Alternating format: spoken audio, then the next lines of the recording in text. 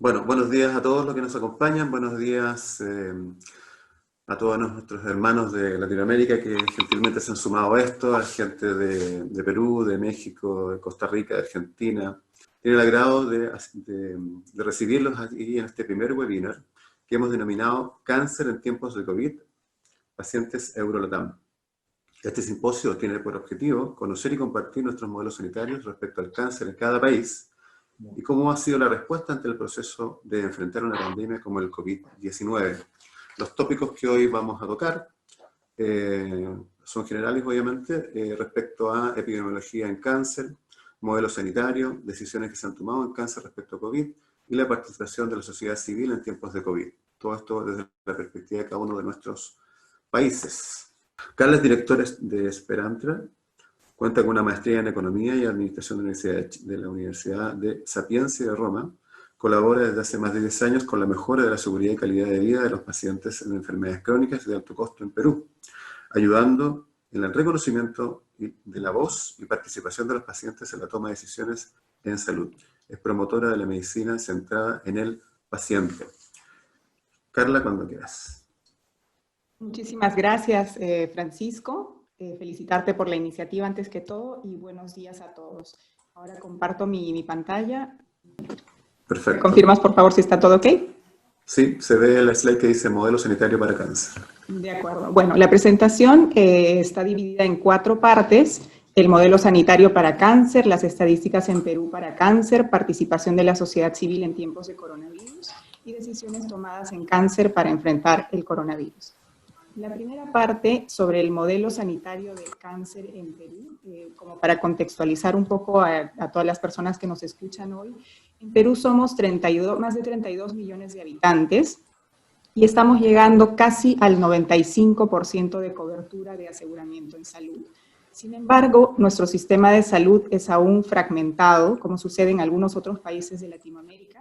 Si ven en los círculos abajo, van a ver casi 61% en el SIS, esto es el Seguro Integral de Salud, que es subsidiado por el gobierno, especialmente para personas de bajos recursos económicos. Salud sería el seguro social para los trabajadores y sus derechohabientes, que abarca casi al 32% de peruanos. Y los otros seguros privados, Fuerzas Armadas y policiales, están en el otro porcentaje.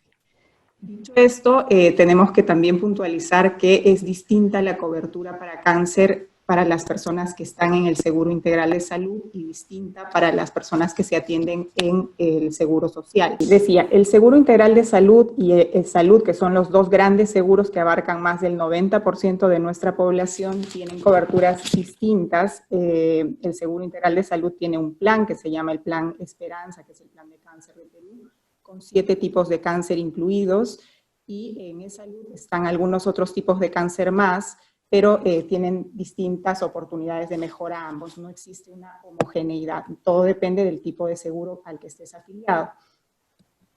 Sobre algunas estadísticas de cáncer, quise hacer estos 2 cuadros como para tener una comparativa. En cuanto a los nuevos casos de cáncer del mundo en el 2018, que es lo último que tenemos de data, al menos en Perú, que la fuente es Globocan, vemos que el cáncer de pulmón es el cáncer que se presenta con mayor cantidad de afectados. En segundo lugar está el cáncer de mama, cáncer de próstata, de colon y etc. En el caso peruano no sucede lo mismo. El mayor caso de cáncer es de próstata, cáncer de mama, cáncer de estómago, cáncer de cérvix, linfoma y pulmón. Y esto se puede dar porque nuestra población aún tiene mucho que avanzar en el tema de cáncer de cérvix, por ejemplo.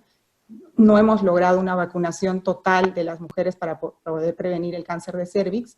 Y lo mismo pasa en el cáncer de estómago. Tenemos muchas personas que se infectan con el Helicobacter pylori y años después presentan cáncer de estómago.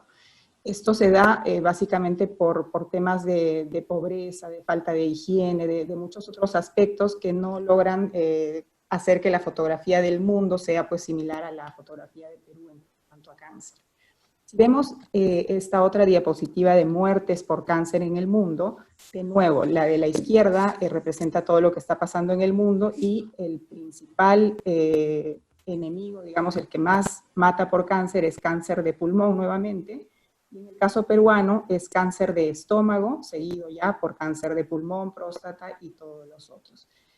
Nosotros identificamos una gran necesidad entonces de trabajar en cáncer de pulmón y más adelante voy a hablarles un poquito acerca de una iniciativa que tuvimos que es ULACPUL, la Unión Latinoamericana de Cáncer de Pulmón. Abriré un paréntesis luego para poder comentarles sobre ello. Vemos aquí que la frecuencia de cáncer de pulmón es en el mundo de 1.8 millones de casos nuevos por año y 1.6 millones de muertes por año. Y aquí cabía hacer una comparación entre la mortalidad y la tasa de supervivencia a 5 años. En cáncer de mama, que casi todos nuestros países han podido aperturar un poco más de acceso a diagnóstico, a tratamiento, el nivel de supervivencia en cáncer de mama es casi del 89%. Y en cáncer de pulmón no sucede lo mismo. En cáncer de pulmón, lamentablemente, los pacientes solamente sobreviven 17% a los 5 años. Sobre la participación de la sociedad civil en tiempos de coronavirus, creo que todas las organizaciones de la sociedad civil han tenido que enfrentar grandes retos. En un momento cuando empezó la pandemia a nivel personal, a nivel profesional, creo que todos hemos entrado en la gran pregunta, ¿qué es lo que va a pasar? ¿Vamos a tener que cerrar la organización? De hecho, nosotros acabábamos de abrir una sede en Arequipa, que es una de las principales ciudades en provincia. Y bueno, aperturamos la sede y casi a las 2 semanas tuvimos que cerrar la oficina porque ningún paciente iba a poder acudir presencialmente a la oficina a recibir ayuda. Y empezamos a pensar un poco en cuanto a qué hacer, ¿no? Y nos dimos cuenta en nuestro análisis, si ven aquí este esquema, nuestra misión es brindar soporte a pacientes con enfermedades no transmisibles y mejorar el acceso a diagnóstico y tratamiento. ¿Qué pasaba con los pilares que soportan, en todo caso, la misión que tenemos? Las capacitaciones eran casi todas presenciales, entonces tuvimos que migrar de capacitaciones presenciales a virtuales en cuanto al soporte psicológico, en cuanto a la consejería de nutrición, en cuanto a las terapias complementarias para ayudar a los pacientes a obtener algún nivel de relajación mientras están atravesando por la enfermedad. Tuvimos que innovar y hacer todo esto también por internet, por celular. Luego, en el caso de la navegación de pacientes, que era un aspecto fuerte en el cual se apoya a los pacientes, migramos a que sean navegaciones telefónicas y virtuales. Y el otro gran pilar, que es el advocacy, para asegurar que se brinden soluciones para la adherencia al tratamiento. Los pacientes con cáncer y los pacientes en general que no son pacientes de coronavirus, en esta pandemia lo sabemos que todos que están sufriendo muchísimo porque nuestros sistemas de salud no se dan abasto para poder atender a los pacientes de la pandemia y obviamente están en muchos casos todavía haciendo esperar a los otros pacientes. En muchos casos los médicos mismos indican a sus pacientes. Participación de la sociedad civil en tiempos de coronavirus. Creo que principalmente las organizaciones de pacientes lo que podemos hacer es generar datos en este momento. Hay muchas posibilidades, si nosotros contamos con nuestras bases de datos, de poder hacer encuestas a nuestros asociados para poder definir cuáles son esos problemas que están enfrentando y poder de alguna forma elevar estas voces a las autoridades para poder resolver rápidamente estos problemas. Voy a compartirles un resultado preliminar aún de una encuesta que estamos desarrollando en este momento, referida sobre todo al temor de los pacientes con cáncer en cuanto a poder acudir o no a los hospitales.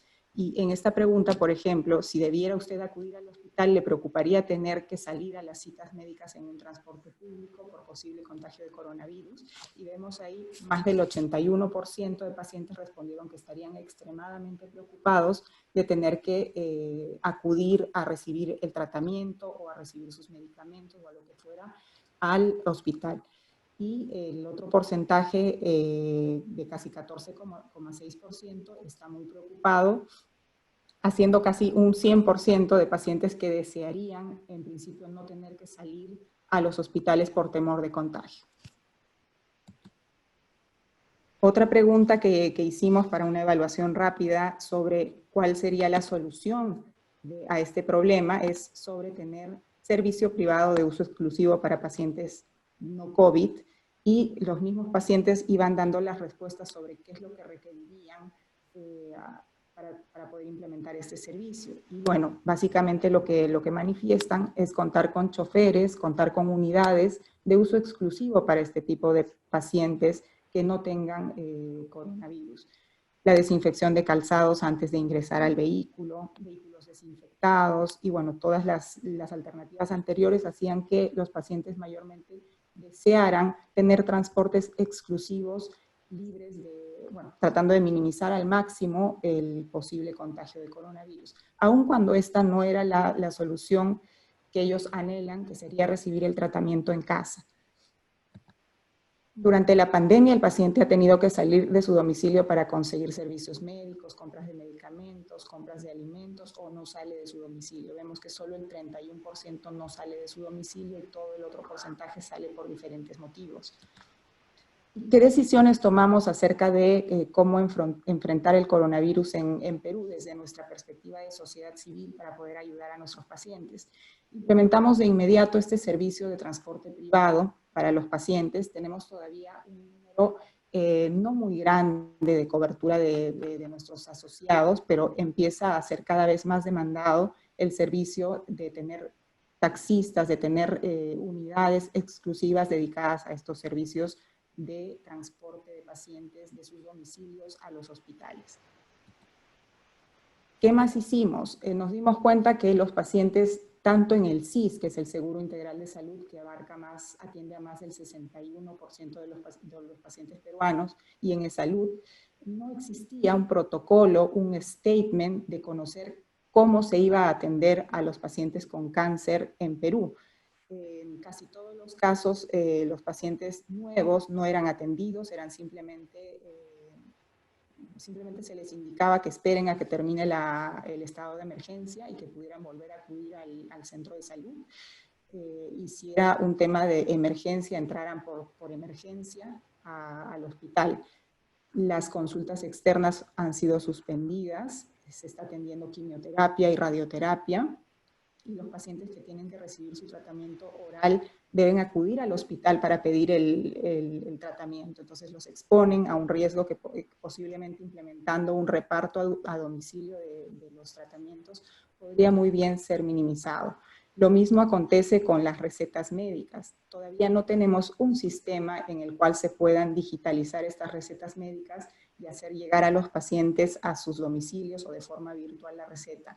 El paciente o el familiar debe acudir al hospital para poder recoger la receta y luego recoger el medicamento o recibir el tratamiento siempre en el hospital. Tampoco se habían establecido los flujos de atención, no se habían separado específicamente las áreas de pacientes no COVID y pacientes COVID. Algunos hospitales empezaban a especializarse hace unos días en coronavirus y estaban haciendo un proceso de derivación de algunos pacientes a otros hospitales más pequeños para atender casos como cáncer. Y bueno, en fin, lo que hicimos nosotros es publicar los statements que vimos de nuestros socios en ULACUL, en la Unión Latinoamericana contra Cáncer de Pulmón, que ya daban luces sobre cómo atender, cómo abordar los casos de cáncer en tiempos de pandemia. Fuimos a todos los niveles de gobierno para poder lograr que se escriba un documento válido a nivel nacional para poder conocer cómo es que íbamos a atender a los pacientes con cáncer, y afortunadamente, lo ven ahí a la derecha, ha salido ya una resolución jefatural de INEN, que es el Instituto Nacional de Enfermedades Neoplásicas, acerca de todo lo que va a acontecer el tratamiento de pacientes con cáncer durante la pandemia. Estamos todavía en proceso de poder obtener que se den las recetas online. La solución momentánea es que los parientes o los cuidadores puedan recoger las recetas, pero son siempre aún de manera presencial. Y en cuanto a los medicamentos orales, estamos ya en coordinaciones con diferentes niveles de gobierno para que estos puedan ser repartidos a través de farmacias vecinas o ser entregados en los hogares de los pacientes.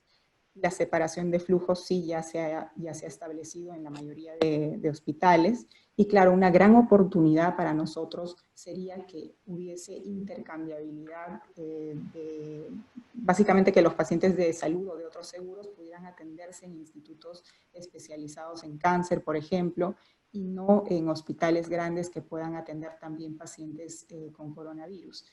Esto, entiendo, aún se está explorando, pero bueno, son grandes retos todavía que tenemos como país.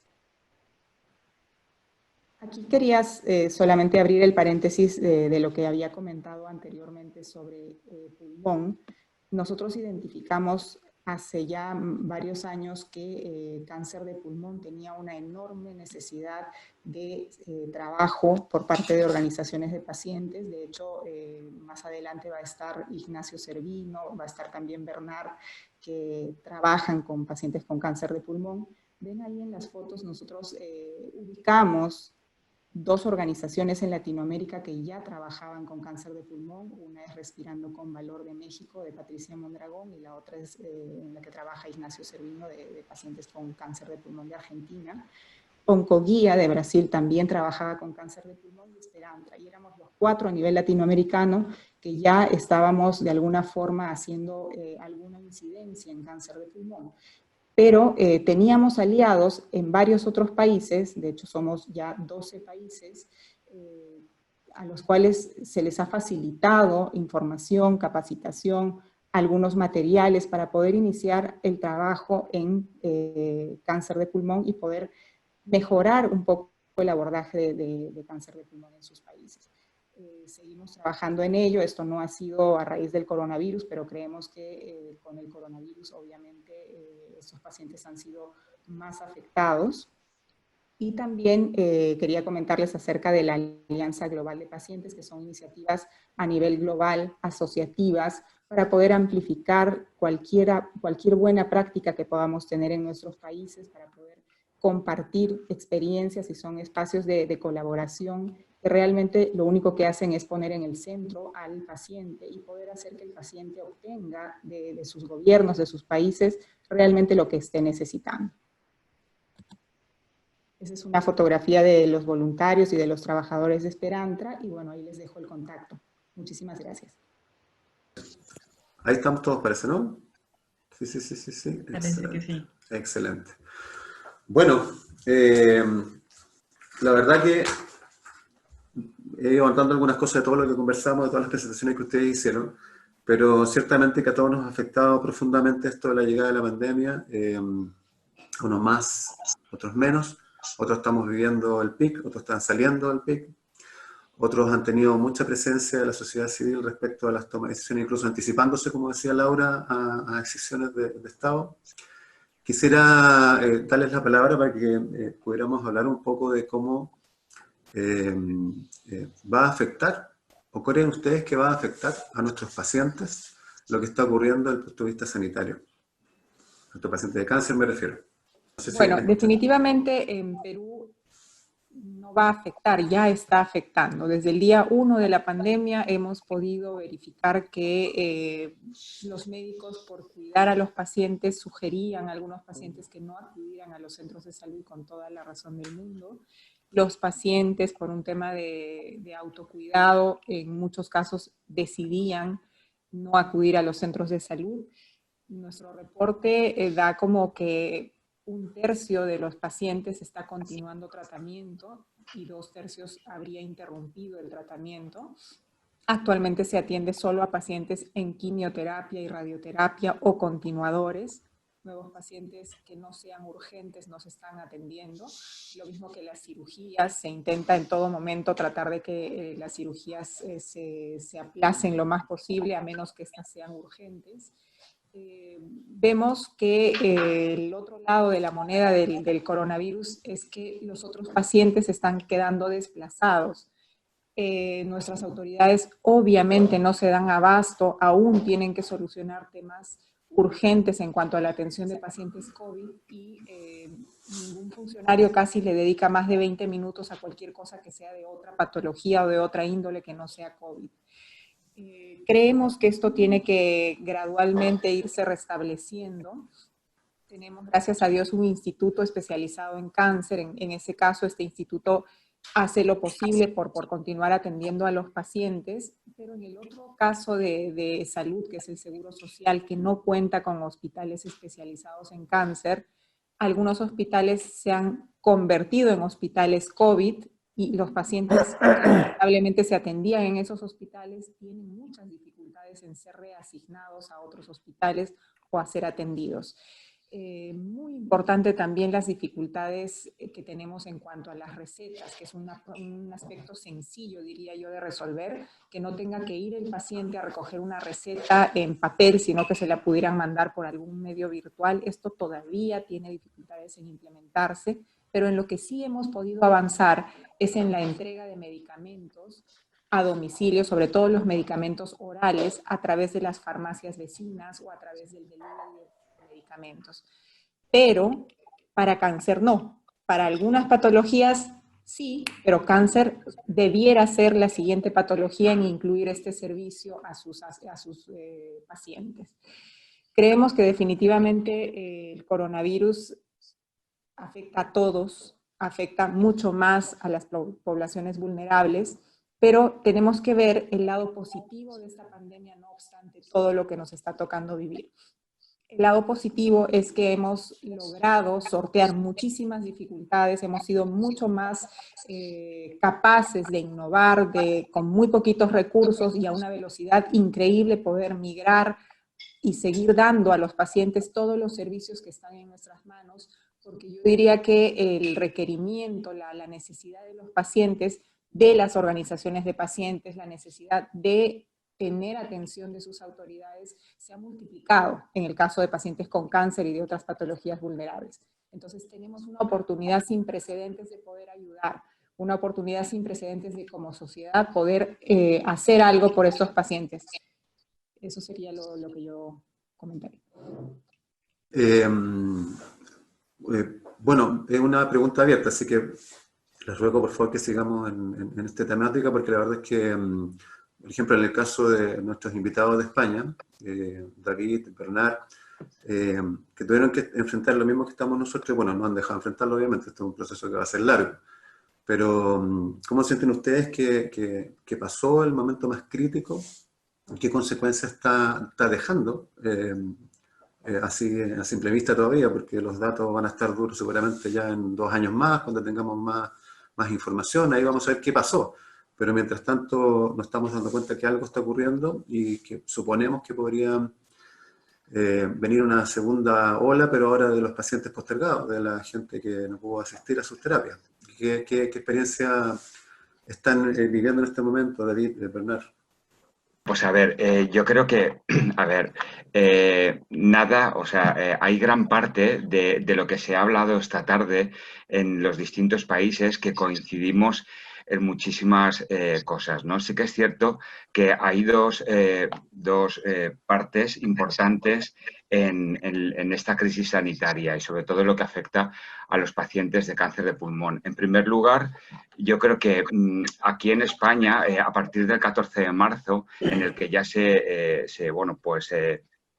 aprobó el estado de alarma, en el que ya se estableció el confinamiento, había por parte de los pacientes un miedo a la interrupción de tratamientos, a un miedo a la posibilidad de que pudieran interrumpirse sus ensayos clínicos, a no poder acudir a los hospitales, a que, por ejemplo, en casos extremos tuvieran que acudir a los hospitales y no hubieran podido ser acompañados por nadie, ¿no? Y tuvieran que ir solos sin unas medidas de seguridad nada claras, ¿no?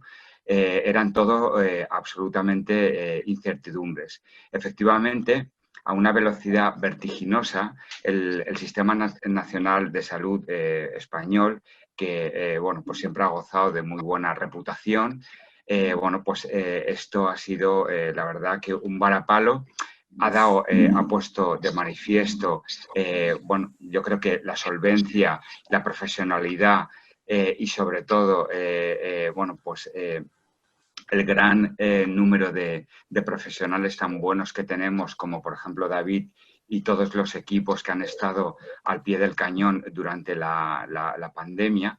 Y bueno, y entonces, bueno, pues eso también, eso ha surgido en la primera parte, digamos, de lo que en España sucedió con los pacientes, ¿no? Y sobre todo los de cáncer de pulmón. Muchas gracias. Yo, para no extenderme mucho, plantearía dos cosas. La primera es, que ya lo estamos viendo, la cantidad de demoras diagnósticas y la cantidad de pacientes que no han acudido a los centros y que tenían que haber venido. La mayoría de los pacientes que estamos viendo ahora ya, y llevamos 2 semanas, en el caso de cáncer de pulmón, son pacientes con estadio 4, que han consultado tarde porque bueno, pues no salían de casa y se les recomendaba no consultar. Por lo tanto, ahí hay un montón de problemas que enfrentaremos ahora, ¿no? De demoras en tratamientos, pero también de demoras diagnósticas, y esto desgraciadamente va a ser así. Es así para los pacientes con cáncer, que es lo que nosotros vemos, y también es para otras patologías. Nuestra unidad coronaria, la hospital, ha estado vacía durante todo este tiempo. No ha habido infartos. La gente ha muerto en su casa. Entonces, bueno, pues lo que vamos a ver ahora en estos próximos meses es toda esa cantidad de cosas que hemos aparcado, y el cáncer es difícilmente aparcable. Por lo tanto, es algo que vamos a tener que afrontar. En la parte positiva, el COVID en España, pues estaremos, no es muy difícil hacer el cálculo, pero si estamos ya casi por 30.000 muertos, pues no sé si 33, 34, 35.000. Esperemos que sean los menos posibles, porque cada uno de ellos es una desgracia, pero vamos a estar en esa cifra. Esto ha puesto de manifiesto que es lo realmente importante, y todo el sistema y todo el país se ha puesto a trabajar para esto, ¿no? Por esta crisis tan importante. Por lo tanto, todo el mundo ha establecido una prioridad sobre qué era lo importante. El cáncer de pulmón en España originó unas 22.000 muertes al año, pero no el 2020. El 2020, el 19, el 18, el 17, el 21. Es decir, que realmente creo que ahora, para los que tenemos que a veces explicar a las autoridades cómo tienen que tomar las decisiones en base a las cifras, nos va a resultar más fácil, porque nos vamos a comparar con algo que ha ocurrido, pero que ha ocurrido y que ha pasado y que tendrá que pasar, y que no descartamos una segunda oleada, pero es algo que afortunadamente creemos todos que va a ser puntual. Pero hay patologías como el cáncer, en mi caso el cáncer de pulmón, que es algo que me dedico, que no es puntual, es anual. Y ya digo que nosotros es una enfermedad con 22.000 muertes anuales. Por lo tanto, cuando hemos tenido que tomar decisiones a la hora de afrontar la COVID, pues por ejemplo, en nuestro Sistema Nacional de Andalucía, en una mañana pudimos habilitar todos los ordenadores de todas las personas, de todos los facultativos, para poder atender a los pacientes desde el domicilio. Entonces, cuando pidamos algo, ya no nos podrán decir que no es posible, porque hemos visto que cuando uno quiere, todo es posible, se puede hacer todo. En una mañana habilitamos la telefarmacia, y desde todos nuestros hospitales enviamos la medicación a todos los pacientes a sus casas, cuando esto nos había costado un montón de tiempo, que no habíamos sido capaces de poder convencer que esto era necesario. Entonces, en el plano positivo, creo que ahora podemos poner en valor realmente lo que es importante, y desde luego el cáncer en nuestro país es la enfermedad, no porque yo me dedique a esto, pero desde luego es la más importante por cifras, ¿no? Y en el caso del cáncer de pulmón, también por cifras, es el cáncer más importante. Laura, Alexandra, Nacho. Bueno, en el caso de Costa Rica, ¿puedo hablar? ¿Sí? Por favor. Después es Laura. Ok. No, sí. Ok. Bueno, el sistema de salud en Costa Rica ha garantizado que los pacientes van a seguir con los tratamientos. Sin embargo, la consulta externa sí se ha visto afectada. Entonces, a largo plazo, pues vamos a ver esas repercusiones. Nosotros como organizaciones tenemos alianzas con otras organizaciones, no solamente de Costa Rica, sino también de la región. Somos parte de BioRed CAC, Centroamérica y Caribe, y estas organizaciones tenemos un posicionamiento preparado. No lo hemos externado, puesto que creemos que la atención del cáncer en Costa Rica no se ha visto afectado de una manera fuerte o sustancial para la afectación de los pacientes. Sin embargo, en el momento en que veamos que algo así puede ocurrir, te soy honesta, como pacientes nos da temor que más adelante la situación del COVID empeore y que los recursos se utilicen únicamente para esto y que se deje de un lado pues una patología o la atención de los pacientes con cáncer. Ok, bueno, yo no quisiera repetir lo que han dicho Bernard, David, Carla y Alexandra. Desde luego estamos preocupados por esa falta de cumplimiento estricto de los esquemas de tratamiento, pero en particular a mí en México algo que creo que debemos empezar a trabajar es sobre poner al paciente con cáncer dentro de las prioridades del sistema de salud. Estoy de acuerdo con Alexandra que va a haber un momento que sí ocurre en México, en donde muy presionados por los gastos que se están haciendo ahora, además nosotros inmersos en una transformación del sistema de salud, no se vean a los pacientes con cáncer con el suficiente cuidado. Que esto traiga como consecuencia sobre todo el acceso a los tratamientos de alto costo, como para el caso de los pacientes con cáncer de pulmón, que hoy no están incluidos como en ningún esquema, y aunque se pretende que haya medicamentos gratuitos para todos, siempre tenemos la idea que el gobierno piensa que son los medicamentos básicos y no los medicamentos de alta especialidad.